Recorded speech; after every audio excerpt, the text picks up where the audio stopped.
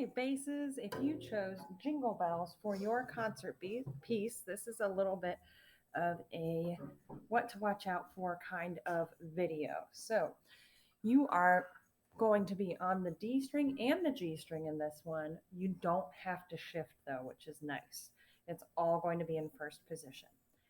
The first line and the third line are exactly the same.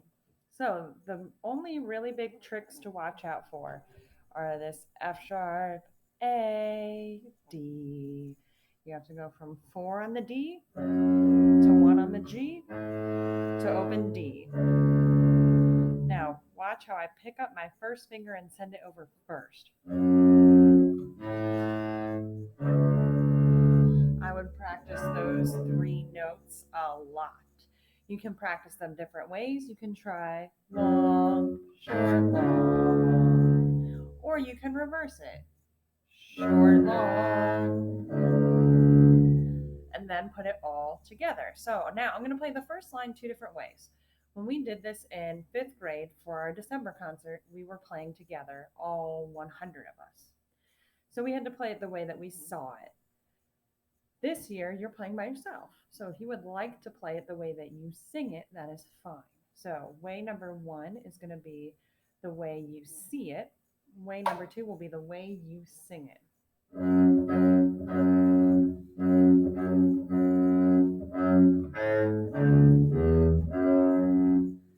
Here's how you would sing it.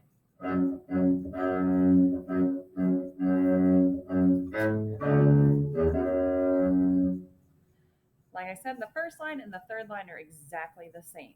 So now let's take a look at the second line. 2 things to watch out for in the second line. The first thing is, I know a lot of people will go, oh, I play G 5 times and then F 4 times. Don't think of it that way. We like to think of our music in measures or groups of 4 beats in this case. So you have G for a whole measure, and then your second measure, you play G on beat 1 and switch to F sharp on beat 2. Third measure, you play F sharp on beat 1, switch to E on beat 2, back to F sharp on beat 4. The other thing to watch out for in this last measure is you've got first finger E, you've got 1 beat of rest to get that first finger in the bow over the G string. Hop. So now I'm going to kind of count and play this second line for you.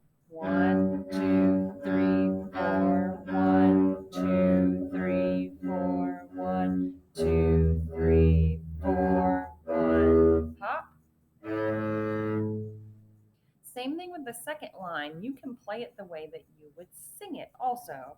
Oh, what fun it is to ride in a one-horse open sleigh. Hey.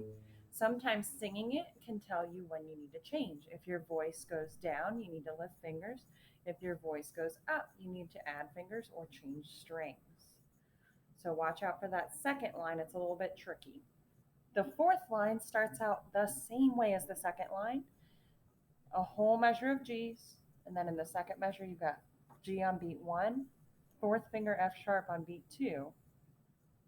From there, though, you're going to have to get back to that first finger A, just like you practiced in the first line. Fourth finger F to first finger A on the G string. Once you get to that third measure, you've got A, open G, first finger E on the D string, D. So now that first finger gets to walk over.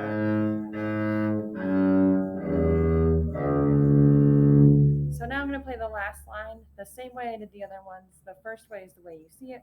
The second way would be the way you sing it. 1, 2, 3, 4. 1, 2, 3, 4. 1, 2, 3, 4. And the way you would sing it. Oh, what fun it is to ride in a one-horse open sleigh. All right, basses, happy practicing.